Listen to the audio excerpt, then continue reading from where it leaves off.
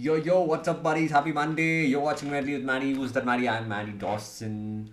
And this is myView on books. I think after 1.5 months, almost 5 to 6 weeks, we are meeting in a books episode. And this is episode number 37. And I've read a couple of books. So for the next 2 weeks, I have some content. And yeah, episode number 37, we are going to talk about. Yes, it's far away. Let me pull you back.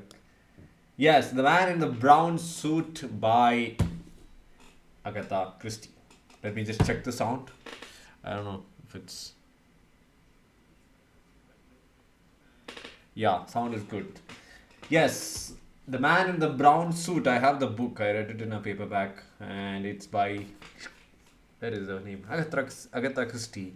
So I think most of you would know if you are a reader, I mean, who reads books often, then you know the name Agatha Christie. She's a very profound and renowned author, especially she's called the Queen of Murder Mystery, I think, Queen of Crimes, and she's written over 50, 60 novels and short stories, and all of them in murder mystery. In fact, she died in a mysterious way, also.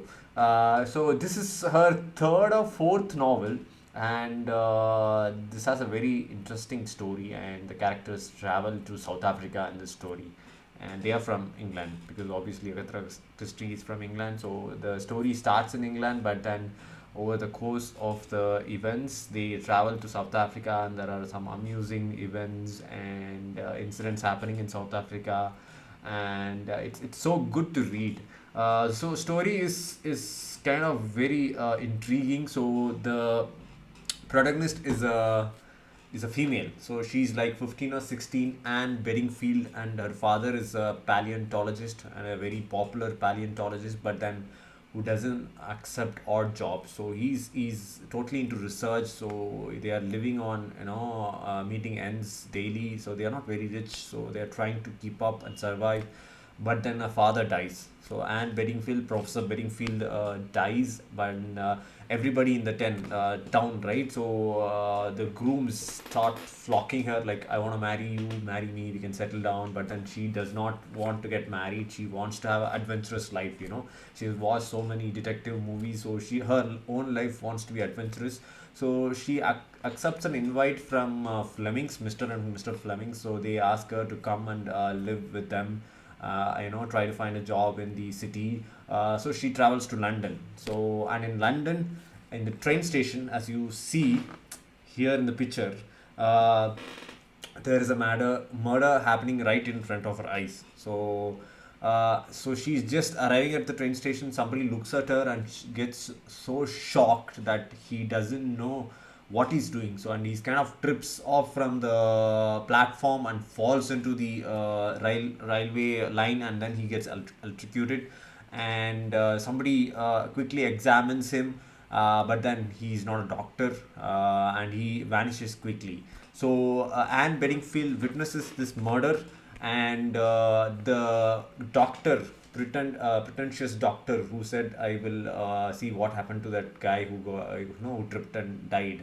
So he was wearing a brown suit. So that's why the media starts circulating news that the man in a brown suit killed someone, and he was spotted wearing a brown suit. So it becomes like a sensational news that this was the guy who killed this other guy. And Anne Bedingfield kind of senses that it's not just an accident, it's a murder. So she kind of unravels the mystery, and she finds some clues that points to a train, I think, a room in a ship. So she goes to this ship, and this ship is traveling to South Africa. So she gets a ticket and books that room, and she's kind of trying to find out that something is gonna happen in the room, and I have to be there. And but then it does not, and there are like more clues, and she's trying to unravel the mysteries step by step, and she gets into trouble. So she eventually, in the ship, she makes friendship with a lot of people, and quite a lot of characters there in the ship journey, especially Anne's friend Suzanne, who's married and like is visiting South Africa on a vacation trip. And then Sir Eustace Pedler, He's a government.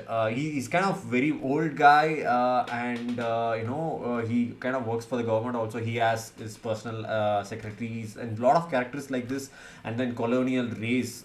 He's like a secret agent. So a lot of gossip going on that he's a secret agent, and so it's kind of as you start reading the story, you kind of doubt one by one, right? Basically, there are more characters getting introduced, and basically you start doubting one by one. And at the end, we get to know who's which character is the what is it, villain. So basically, she's trying to unravel the murder, that she feels that the murder happened. So everybody thought that the man who tripped and died in the railway station was just an accident, but then she kind of senses that it was something more. And the next day, there's another murder in a villa, and the same man with the brown suit is spotted there. So everybody kind of concludes that the man in the brown suit is the murderer, and they go searching for him. And there's a warrant, and a lot of people start searching for him. And one of them is Anne Bedingfield. So initially, she also believes that the man in the brown suit is the one responsible for the guy who tripped and fell. Also, the murder happened next day. But then, as the story progresses, she unravels more mystery, and then there are a lot of, what do you say, an organized crime that is going on. And yeah, I'm not going to reveal who is the murderer. So there are a lot of interesting characters. Like I told, Suzanne is the best friend that she makes in this ship journey to South Africa, and they kind of go for shopping and bargaining during the railway stops. And then in South Africa, she gets into trouble. She gets kidnapped, and then somehow she finds a way out and comes again. And then she starts doubting everyone else, everybody except Suzanne. So with Suzanne, she's sharing every information that she has gathered. But then she's very suspicious and starts doubting everyone. And finally, we get to know in the last chapter, a couple of chapters, who's the villain. So it's a very classic Agatha Christie story, where we have so many characters and there's a murder mystery.